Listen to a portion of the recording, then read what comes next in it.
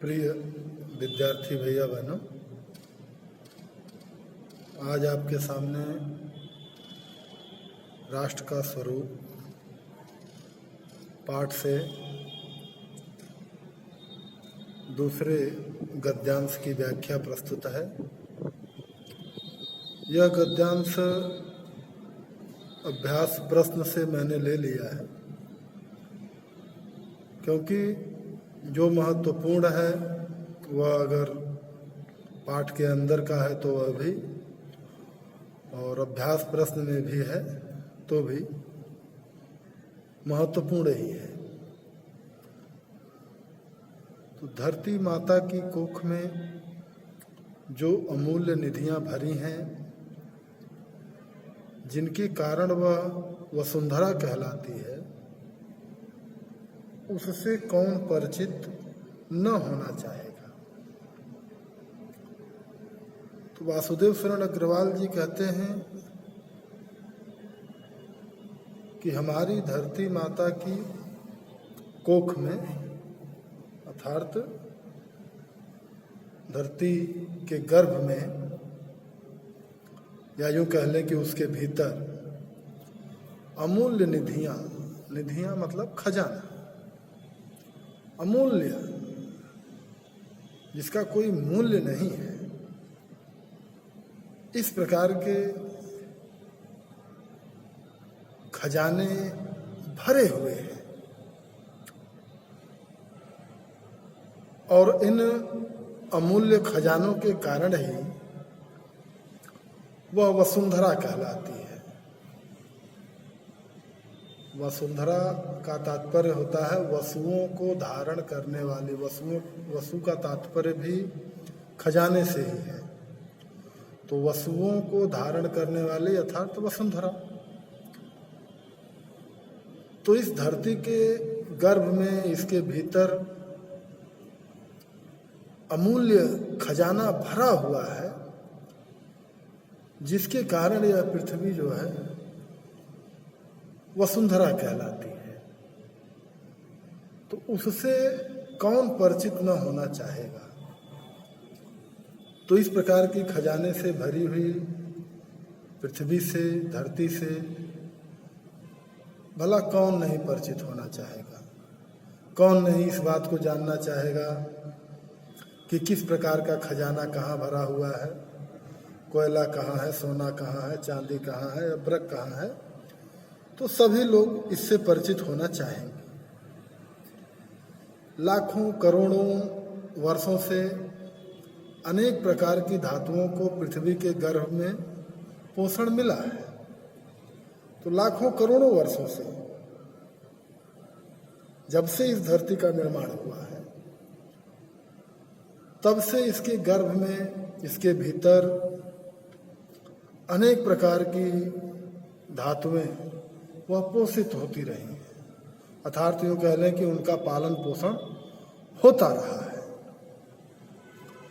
दिन रात बहने वाली नदियों ने पहाड़ों को पीस पीस कर अगणित प्रकार की मिट्टियों से पृथ्वी की देह को सजाया है। तो हमारे पहाड़ों से अनेक प्रकार की नदियां बहती हैं। तो उन अनेकों और दिन रात बहने वाली नदियों ने रास्ते में जो पहाड़ पड़ते हैं, उन पहाड़ों को पीस पीस कर, अर्थात उनको काट काट कर, रगड़ रगड़ कर अगणित प्रकार की, अगणित यानी जिसकी गणना न की जा सके, तो ऐसी अनेक प्रकार की मिट्टियों से पृथ्वी की देह को सजाया है। अर्थात पृथ्वी को क्या कहा है, क्या किया है, उपजाऊ बनाया है। सजाया सवारे का तात्पर्य ही है कि उपजाऊ बनाया है, जिसके उपजाऊपन के कारण हरियाली हमको देखने को मिलती है। तो उसी भाव का यहाँ प्रस्तुतिकरण है कि पहाड़ों से बहने वाली अनेकों नदियों ने रास्ते में पड़ने वाले पहाड़ों को काट छांट कर इस पृथ्वी के शरीर को सजाया है, इसको सौंदर्यशाली बनाया है, इसको उपजाऊ बनाया है। हमारे भावी आर्थिक अभ्युदय के लिए इन सब की जांच पड़ताल अत्यंत आवश्यक है। तो भावी आर्थिक, भावी का मतलब क्या होता है? आगे आने वाली।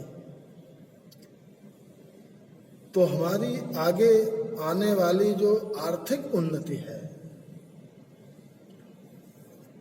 उसके अभ्युदय के लिए, यानी उसके उत्थान के लिए हमें इन सब की जांच पड़ताल करनी चाहिए, अत्यंत आवश्यक है। बिना इसकी जांच पड़ताल किए हुए कि भाई हमारी मिट्टी किस प्रकार की है, इसका उपजाऊपन किस प्रकार का है, यहाँ पर कौन सी चीज पैदा हो सकती है या कौन सी वस्तु इससे निर्मित हो सकती है, तो अगर हम अपनी उन्नति आगे जारी रखना चाहते हैं तो इनकी जांच पड़ताल हमको करनी ही होगी, तभी हमारी उन्नति होगी। पृथ्वी की गोद में जन्म लेने वाले जड़ पत्थर कुशल शिल्पियों पर अत्यंत सौंदर्य के प्रतीक बन जाते हैं। तो पृथ्वी के अंदर अनेक प्रकार के पत्थर पाए जाते हैं और वह पत्थर जो जड़ होते हैं, लेकिन जब वह कुशल कारीगरों के हाथ में पड़ते हैं तो कुशल कारीगरों के हाथ में पड़ने पर जब उनकी मूर्तियां बनती हैं या कुछ अन्य प्रकार की वस्तुएं बनती हैं तो एक तरह से कुशल मूर्तिकार उसमें क्या करता है कि प्राण फूंक देता है। तो वह जड़ पत्थर भी बहुत सुंदर दिखलाई पड़ने लगते हैं, सौंदर्य के प्रतीक बन जाते हैं, सुंदर दिखलाई पड़ने लगते हैं। तो नाना भांति के अनगढ़ नग बिंद की नदियों के प्रवाह में सूर्य की धूप से चिलकते रहते हैं। तो अनेक प्रकार के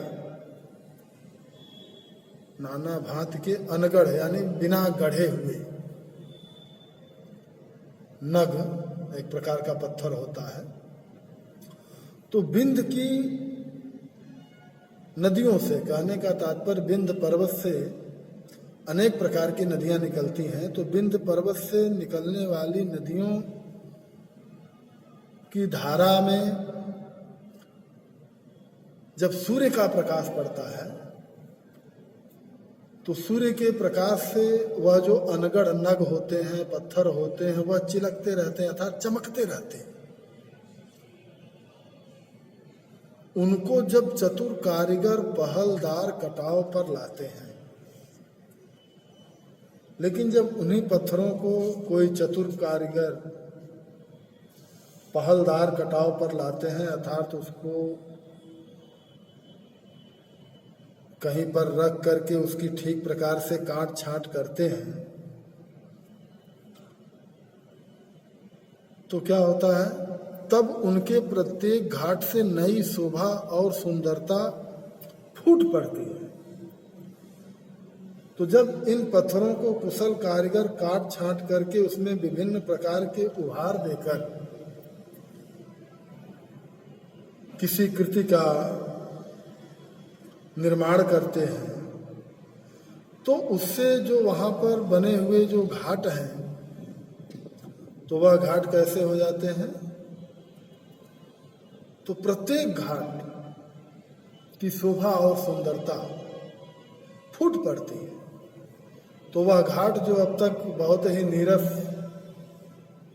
दिखलाई पड़ते थे, लेकिन जब उन पत्थरों को काट छाट करके कोई मूर्तिकार या कारीगर उनको जब वहां लगा देता है तो वही पत्थर क्या हो जाते हैं, सौंदर्य से युक्त हो जाते हैं। और प्रत्येक घाट जो है सौंदर्यमय हो जाता है, हर घाट की सुंदरता बढ़ जाती है। और वे अनगढ़ पत्थर क्या हो जाते हैं, अनमोल हो जाते हैं। देश के नर नारियों के रूप मंडन और सौंदर्य प्रसाधन में इन छोटे पत्थरों का भी सदा से कितना भाग रहा है, अतएव हमें उनका ज्ञान होना आवश्यक है। तो इतना ही नहीं कि केवल इन पत्थरों से घाटों की शोभा बढ़ती है, बल्कि वह कह रहे हैं कि देश के नर नारियों के रूप मंडन, रूप मंडन का तात्पर्य कि उनके सौंदर्य की, उनके चेहरे की, उनके शरीर का मंडन, यानी उसको, उसकी सुंदरता बढ़ाने के लिए यह छोटे छोटे पत्थर कितने उपयोगी होते हैं कि वहाँ उस धरती पर रहने वाले लोग, चाहे उस देश में रहने वाले लोग, उन छोटे छोटे पत्थरों को अपने शरीर पर धारण करके अपने शरीर के सौंदर्य को बढ़ाते हैं। तो अतएव हमें उनका ज्ञान होना भी आवश्यक है। तो जो बड़े बड़े पत्थर हैं उनका भी, और जो छोटे छोटे पत्थर हैं जिससे हमारी सुंदरता बढ़ती है, हमारा रूप निखरता है, तो इन छोटे पत्थरों का भी उपयोग कम नहीं है।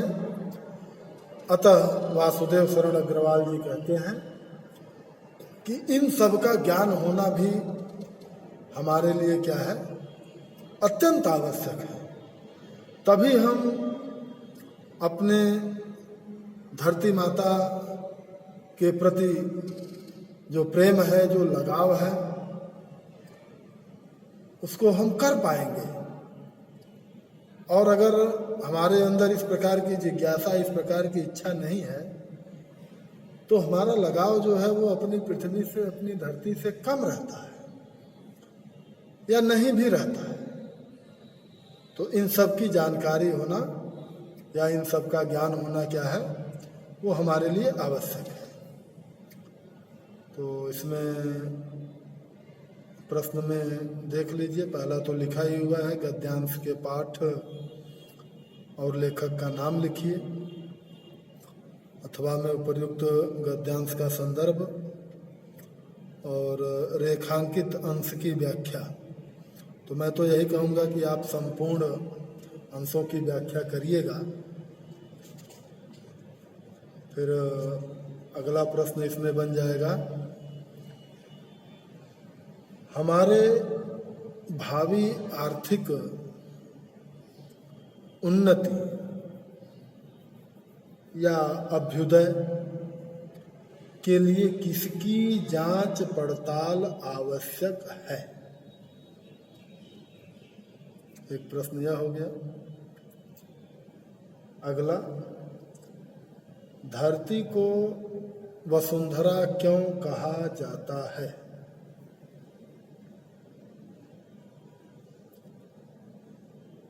अगला और अंतिम प्रश्न, पृथ्वी की देह को किसने और किससे सजाया है।